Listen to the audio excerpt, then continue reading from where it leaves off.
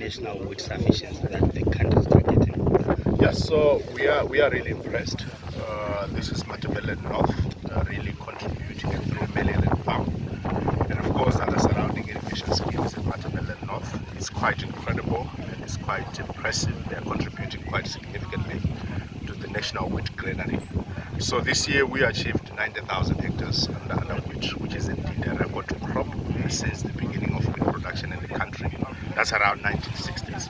So we are projecting about 420 up to 430,000 metric tons. And this is actually against the national annual requirement of 360,000 metric tons.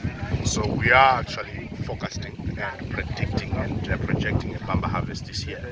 And we are projecting some massive surplus. And currently we are sitting with stocks to the tune of 137,000 metric tons currently in our granaries. So in addition to the 420, 430,000, so that will be more than 570,000 metric tons. And this is actually against the national annual requirement of 360,000 metric tons.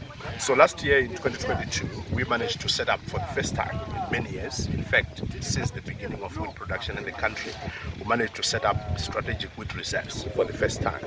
And we are going to bulk it up, we are going to beef it up, obviously, as we harvest this year's winter wheat crop. So we are really impressed, and especially in light of the 3 C's challenges, that is climate change, which is hitting us hard, as well as the geopolitical developments and conflicts in Eastern Europe, which is also hitting us hard.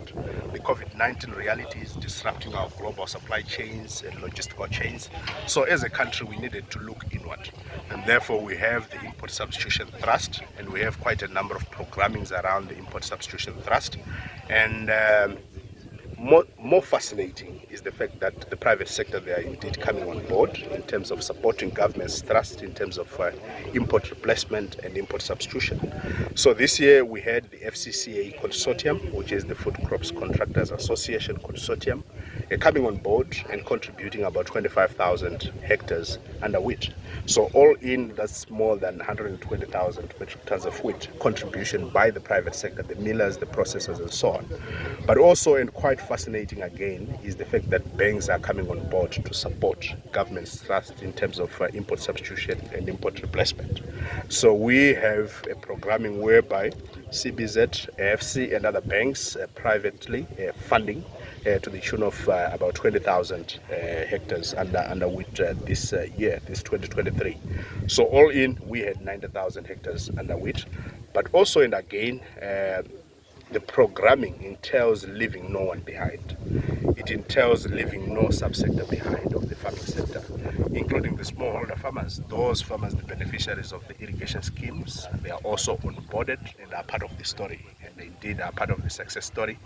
And they contributed up to 20,000 hectares this year, this 2023, to winter wheat production in this country, which is quite incredible. And it will signify the growth of the raw economy, because 62% of our population, they do reside in the raw areas. So it's quite incredible and quite fascinating. Also, I'm realizing that there is a... Yeah, it is very critical. In fact, it's one of the fundamental components and ingredients for us to take our agriculture to the next level. So we need technology so that we build the production and productivity efficiencies, but also, and most importantly, so that we build in competitiveness. Ultimately, we need technologies. We saw here, we have the chemigation units, fertigation units, we have precision agriculture here, GIS-based tillage, planting and sowing and so on and so on. We need those things so that we take our agriculture to the next level, but most importantly, to improve across the chain the production and productivity efficiencies, and there too even the cost of production as well.